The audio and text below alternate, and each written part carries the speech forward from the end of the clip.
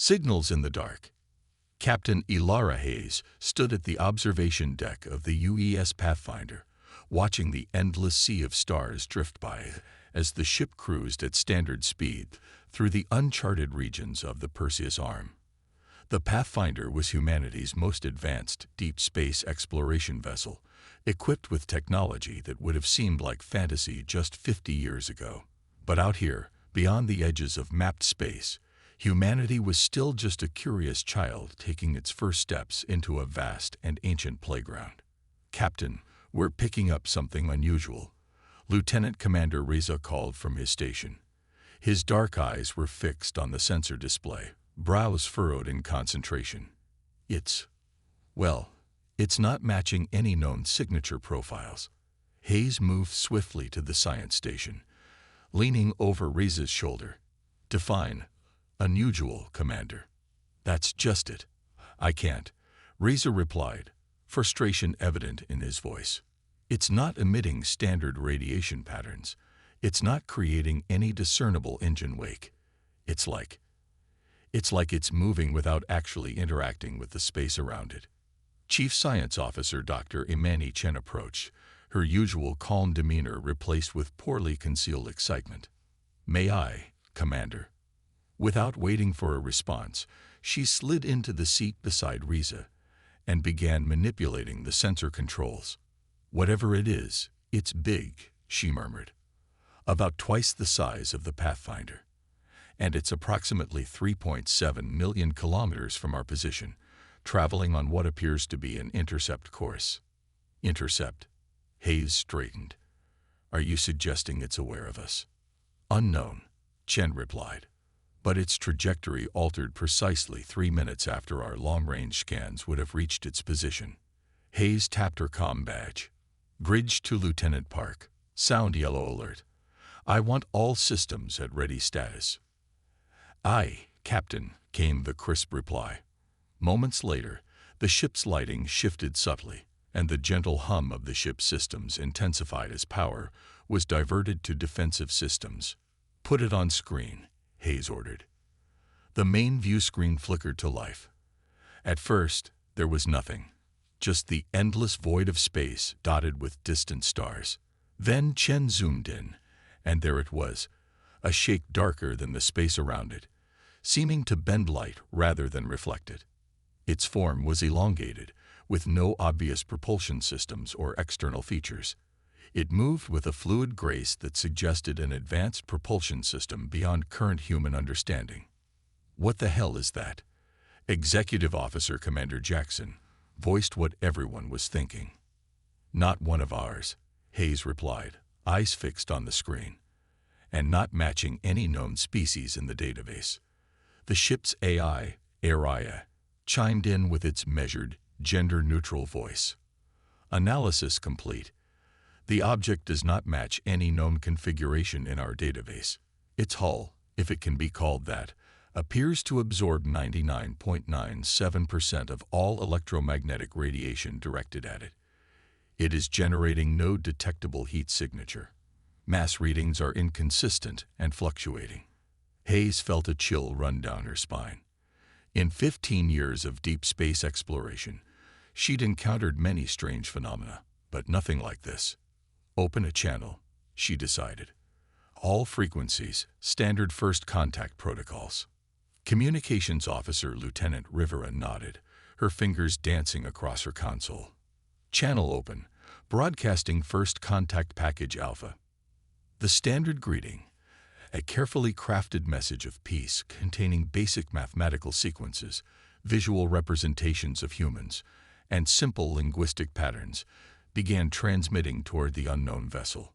Minutes passed in tense silence. The dark ship continued its approach, now clearly visible on the view screen without magnification. "No response, Captain," Rivera reported. "Keep broadcasting," Hayes ordered. "Dr. Chen, what's your assessment?" Chen hadn't taken her eyes off her readings. "It's impossible, Captain. The energy readings I'm getting suggest a power source orders of magnitude beyond our own, but there's no radiation, no exhaust, nothing we would expect from such a system." Suddenly, The ship's lights flickered. Every console on the bridge dimmed momentarily before returning to normal. "What was that?" Hayes demanded.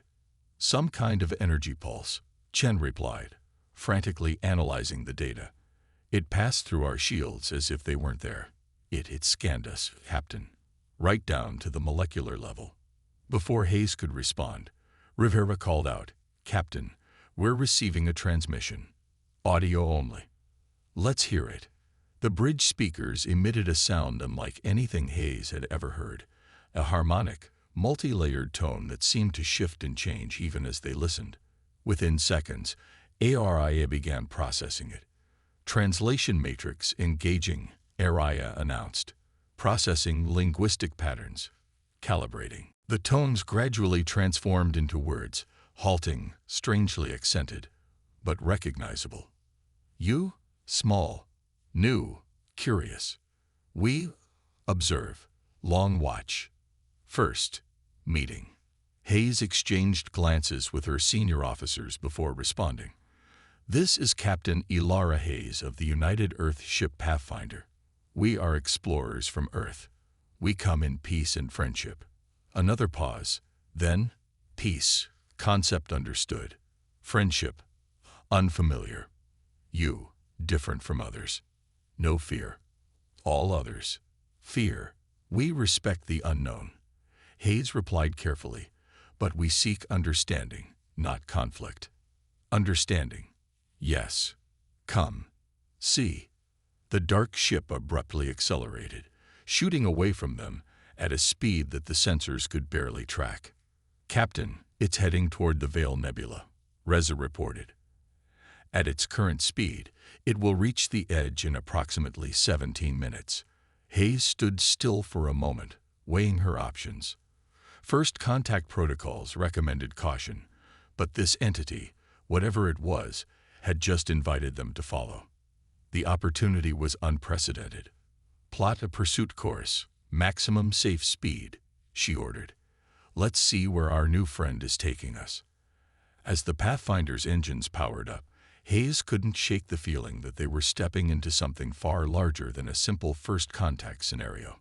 The ship had demonstrated technology beyond anything humanity had encountered before, and its communication suggested an intelligence both ancient and alien. The Pathfinder accelerated, following the dark trail of the mysterious vessel into the unknown reaches of the nebula. On the bridge, the crew worked with practiced efficiency, but Hayes noticed the underlying tension. They were trained explorers, the best Earth had to offer, but they were venturing into territory no human had ever experienced. "Captain," Chen called out after several minutes of pursuit, "I'm detecting unusual spatial distortions ahead. The fabric of space-time appears to be folding in on itself." On the view screen, the dark ship was approaching what looked like a ripple in the fabric of space, a shimmering, barely visible distortion that seemed to bend the light of distant stars. "Is it some kind of wormhole?" Hayes asked. "Negative," Chen replied. "It's more like a door, a deliberate thinning of the barrier between normal space and something else." The dark ship reached the distortion, and without slowing, passed through it. The ripple expanded briefly, then began to contract. "Captain, the anomaly is closing," Reza warned. "Estimated collapse in 30 seconds. Hayes made her decision in an instant. "Take us through, Lieutenant Park." Full impulse. The helmsman's hands moved across his console, and the Pathfinder surged forward. As they approached the ripple, the ship began to vibrate. Warning lights flashed across multiple stations. "Hull stress increasing," ARIA reported calmly. "Structural integrity at 87% and declining." "Maintain course," Hayes ordered, gripping the arms of her chair. The view screen showed the ripple growing larger as they approached, its edges pulsing with colors that didn't seem to belong in normal space. Then they hit it, and the world turned inside out. Every member of the crew felt it. A sensation of being stretched and compressed simultaneously, as if their very atoms were being examined and catalogued. The bridge lights failed completely for 3 seconds, leaving them in darkness illuminated only by the glow of emergency lighting strips along the floor. When the lights returned, the view on the screen had changed dramatically. The Pathfinder was floating in a vast space unlike anything they had seen before. Instead of the black void of normal space, they were surrounded by shifting curtains of luminescent energy in purples, blues, and colors Hayes couldn't even name. In the distance, massive structures that defied Euclidean geometry floated in complex arrangements. And there, directly ahead, waited the dark ship. "Where are we?" Jackson whispered, voicing the question on everyone's mind. "Not where," Chen answered, her voice filled with awe as she studied her readings. "When? According to my calculations, we've moved outside the normal flow of time. We're in some kind of pocket dimension." The comm system activated without prompting. The alien voice now seemed clearer, as if being in this space facilitated communication. "Now we see each other. Now we understand. You are not like the destroyers. You are curious ones." Hayes leaned forward. "Who are the destroyers?" "Those who came before. Those who burned worlds to cinders. Those who feared what they could not control." A chill ran through Hayes as she realized the implications. Another species. From our galaxy? Many species. Many times. The pattern repeats. Discovery. Fear. Destruction. We watch. We remember. We judge. "And what is your judgment of us?" Hayes asked, aware that she was speaking not just for herself or her crew, but potentially for all of humanity. There was a pause, longer than before. Then, uncertain. "You are young, bold, curious without caution. You may become destroyers. You may become something new. We will see." Before Hayes could respond, the dark ship began to emit pulses of energy that spread outward, creating patterns in the strange environment around them. The patterns coalesced into three-dimensional images, scenes of devastation on a cosmic scale. Planets burning, stars collapsing, entire systems reduced to debris fields. "The last destroyers," the voice explained. "They found us. They feared us. They tried to destroy us. They failed." The images shifted, showing the dark ship, or others like it, moving through space, observing, recording, occasionally intervening in ways Hayes couldn't comprehend. "We are the Watchers. We were created to observe, to remember, to prevent the patterns from repeating." Hayes took a deep breath. Created by whom? The first ones. Those who came before all. They saw the cycle beginning. They built us to watch when they were gone. The implications were staggering. Hayes exchanged glances with Chen, who looked both terrified and exhilarated by what they were learning. "Why show us this?" Hayes asked. "Why bring us here? You are different. You seek without taking. You explore without destroying. You may break the pattern, or you may not. Time will tell." The dark ship began to move again, heading toward what appeared to be a massive structure in the distance, a construction that seemed to be built from solid light and impossible geometries. "Come," the voice said. "There is more to see." Hayes nodded to her helmsman. "Follow them, Lieutenant, carefully." As the Pathfinder moved deeper into this realm beyond normal space, Hayes couldn't help but feel that they were at the threshold of a discovery that would change humanity forever. Whether that change would be for better or worse remained to be seen. What they found next would determine not just their own fate, but potentially the future of all humanity among the stars.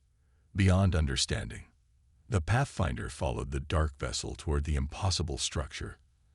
As they drew closer, Hayes realized that what had appeared solid was actually in constant flux, a construct of energy and matter that shifted and flowed like a living thing.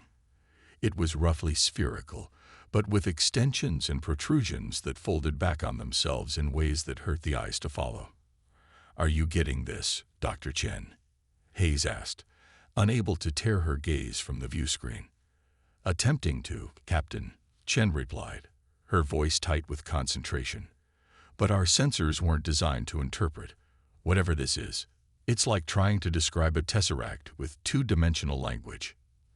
The dark ship slowed as it approached what appeared to be an opening in the structure, though opening was an inadequate term for the pulsing, shifting gateway that seemed to both invite and repel simultaneously.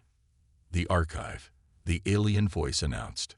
Memory of all that was, all that might be. It's a database, Commander Jackson asked, incredulous. More. Living memory, experience preserved, knowledge protected. As the Pathfinder approached the gateway, Hayes felt a strange sensation, a pressure at the back of her mind, as if something vast and patient was studying her thoughts. Captain, Rivera called out, her voice shaking slightly. I'm detecting unusual activity in the ship's computer core. Something is accessing our databases. ARIA, status report, Hayes demanded. I am experiencing an unprecedented information exchange. The AI responded. An external intelligence is reviewing our historical, scientific, and cultural databases. I am unable to prevent the access, but I detect no malicious intent. It appears to be curious. We learn you, the alien voice confirmed, as you will learn us. The dark ship passed through the gateway, and the Pathfinder followed. Inside was a space that defied comprehension, a vast chamber that somehow seemed larger than the structure that contained it. Throughout this impossible space floated countless objects of various sizes and shapes, each glowing with its own inner light. Memories, the voice explained. Each holds the knowledge of a civilization, some living, most gone. One of the objects, a small pyramidal crystal, floated toward the Pathfinder. As it approached, images began to form in the air around it, humanoid beings with iridescent skin building cities that merged seamlessly with the natural environment of their world. The Neartal, peaceful, created beauty, destroyed when their sun died, though we preserved their essence. The crystal retreated, and another object, this one an intricate metallic sphere, approached. It projected images of mechanical beings constructing vast networks between stars. The mechanids, intelligence born of silicon, created wonders of engineering, destroyed themselves in war with their creators. Object after object approached, each telling the silent story of a species that had risen, flourished, and ultimately perished. Some by natural disaster, others by war, still others by their own hubris or simple evolutionary dead ends. There must be thousands, Hayes whispered. Millions, the voice corrected. We have watched for eons. We have preserved what would otherwise be lost to time. But why? Hayes asked. What purpose does it serve to maintain these memories if the species themselves are gone? Knowledge never truly dies. It waits. It returns in new forms, new minds. The patterns of life are recursive. What one species learns may save another, if the knowledge is preserved. A new object approached, a small, seemingly ordinary blue sphere that Hayes realized with a shock was a perfect miniature of Earth. Your world, your species, young, volatile, destructive and creative in equal measure. Images appeared around the miniature Earth, the entirety of human history compressed into flashes of triumph and tragedy, wars and peace accords, environmental destruction and conservation efforts, genocide and acts of profound compassion. You balance on the edge of a blade. You could become destroyers. You could become preservers. Your path is not yet set. Hayes felt the weight of judgment in those words. We're trying, she said simply. We make mistakes. We learn from them. We try to do better. Yes, the voice acknowledged. This is why you are here, why you were chosen. At those words, Lieutenant Park called out in alarm. Captain, 3 vessels just appeared at the edge of the structure. They're not like our guide. Captain, they're firing weapons. The view screen shifted to show 3 angular ships, their hulls gleaming with a metallic sheen that reflected the shifting colors of the environment. They were firing energy weapons of some kind at the outer edge of the archive. The Caridian Collective, the voice said, now tinged with something Hayes could only interpret as concern. Destroyers. They seek the knowledge here to dominate their sector. They have pursued us across many light years. They followed us? Hayes asked, alarmed. No. They have long sought entry. Your arrival created opportunity. A door opened can be passed through by many. The dark ship moved swiftly toward the intruders, but one of the Caridian vessels broke off and headed directly for the Pathfinder. Shields up, Hayes ordered. Evasive maneuvers. Shields at maximum, Lieutenant Park reported, but I don't know how effective they'll be in this environment. The Caridian ship fired, and the Pathfinder shuddered under the impact. Status displays flashed red across the bridge. Direct hit, Jackson reported. Shields down to 47%. Whatever they're using, it's cutting through our defenses like they're not even there. The dark ship engaged one of the other Caridian vessels, and the battle that ensued was like nothing Hayes had ever witnessed. The two ships didn't merely fire weapons at each other. They seemed to manipulate the very fabric of the space around them, creating distortions and shockwaves that rippled outward. Keep us away from those distortion effects, Hayes ordered her helmsman. We don't know what they'd do to our hull. The Pathfinder banked sharply, but the pursuing Caridian vessel matched their maneuver with ease. It fired again, and this time the impact sent crew members flying across the bridge. Shields at 12%. Jackson called out. One more hit like that, and we're done. Hayes' mind raced. Their weapons were likely useless against such advanced technology, and their shields were failing. They needed another solution. Fast. Dr. Chen, she called, you said this place exists outside normal space-time. Could we use that? Chen looked up from her console, her eyes widening as she grasped Hayes' line of thinking. Maybe. If we could create a temporal displacement wave, it might disrupt their targeting systems long enough for us to escape. Do it, Hayes ordered. I'll need to reroute power from the warp core directly into the deflector array, Chen said, already working at her console. It's going to be rough. I can't control exactly how the wave will propagate in this environment. Just make it happen, Doctor. As Chen worked, Hayes addressed the entity controlling the dark ship. Can you get us back to normal space? The gateway remains, but the Caridians must not follow. They must not gain access to the knowledge here. We'll help you stop them, Hayes promised. But we can't fight in this environment. We're not equipped for it. The dark ship seemed to consider this as it continued its battle with the other Caridian vessels. One of the enemy ships was already showing signs of damage, its hull breached in multiple places. Ready, Captain, Chen announced. But I should warn you, this is going to strain our systems beyond their design tolerances.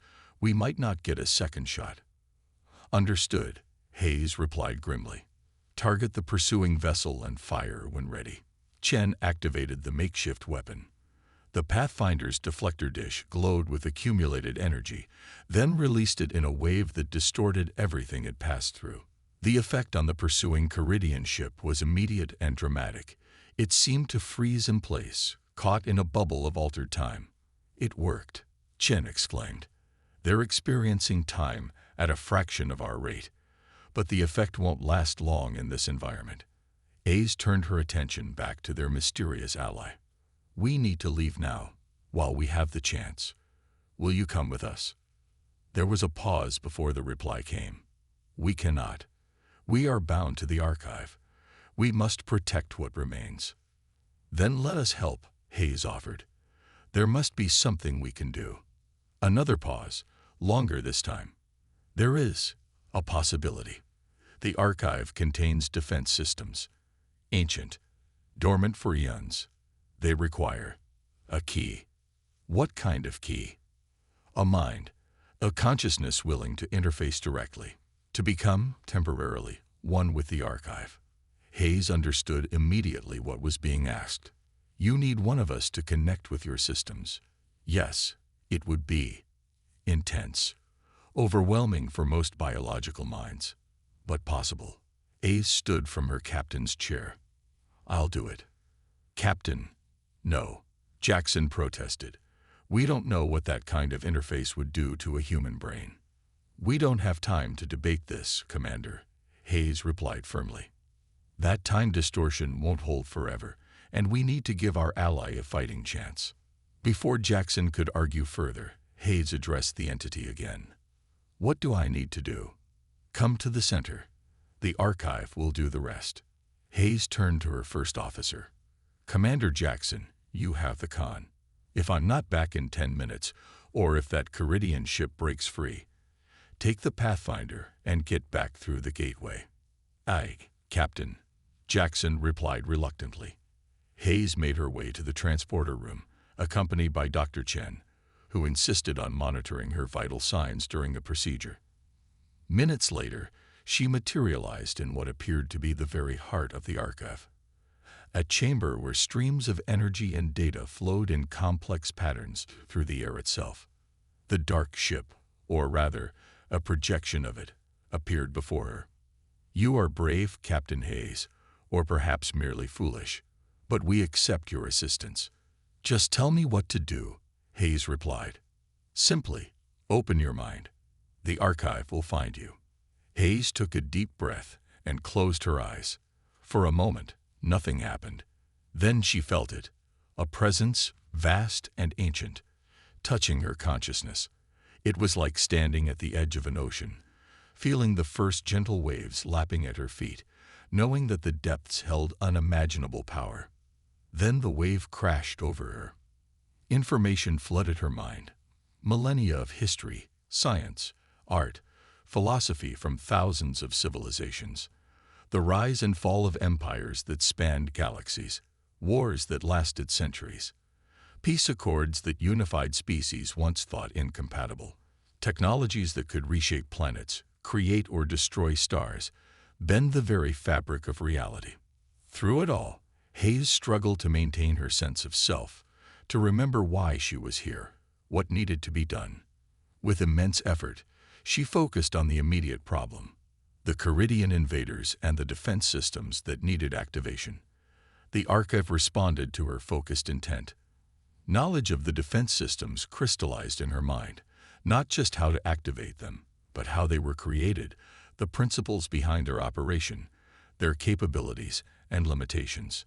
Hayes understood it all in an instant, though she knew the human part of her brain could never retain more than a fraction of this knowledge once the connection was severed. With a thought, she activated the systems.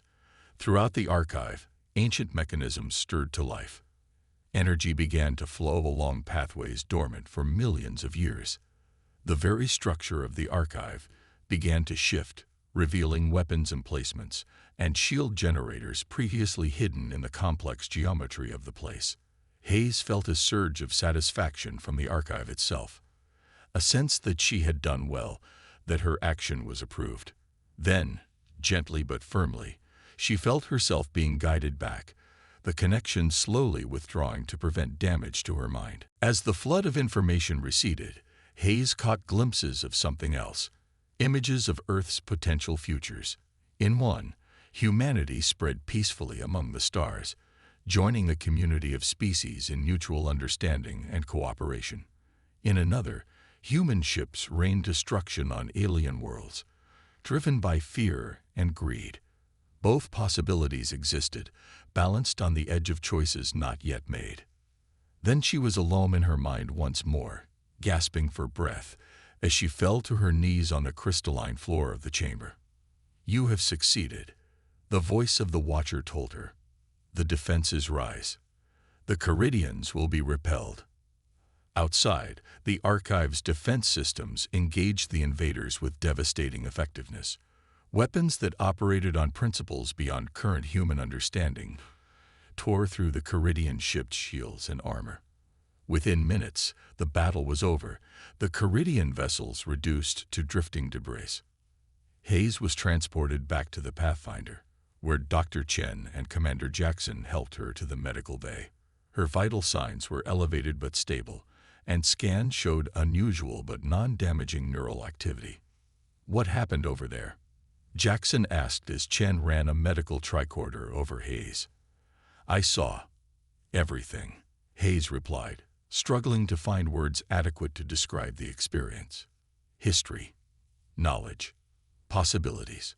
She looked up at her officers, and I understood what they are, what they're doing here. The Watchers, Chen asked. Hayes nodded. They're librarians, preservers of knowledge. They collect and protect the accumulated wisdom of extinct civilizations to prevent it from being lost forever. And they watch emerging species, like us, to determine whether we'll use that knowledge wisely or destructively. And what did they decide about us? Jackson asked.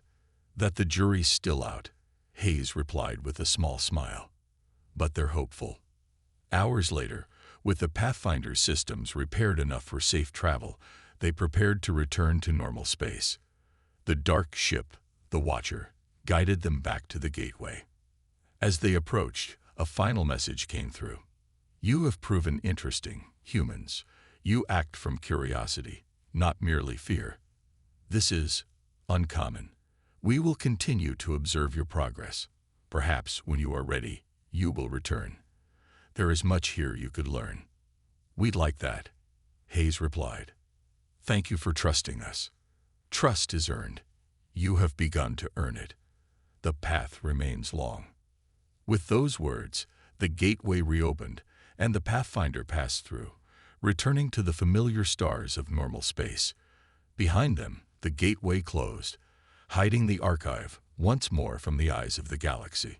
On the bridge, Hayes stared at the spot where the gateway had been, knowing that they had experienced something few species ever had, and survived to tell the tale.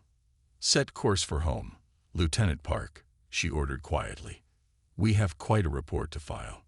As the Pathfinder turned and accelerated into warp, Hayes couldn't help but wonder what other Watchers might be out there, observing humanity's first steps into the cosmic ocean.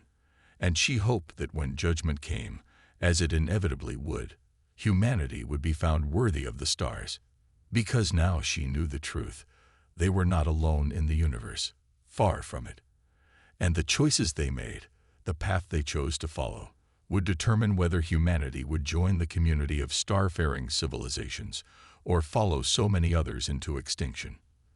The responsibility was immense, but for the first time, Hayes felt certain that humanity was equal to the challenge. The adventure was only beginning.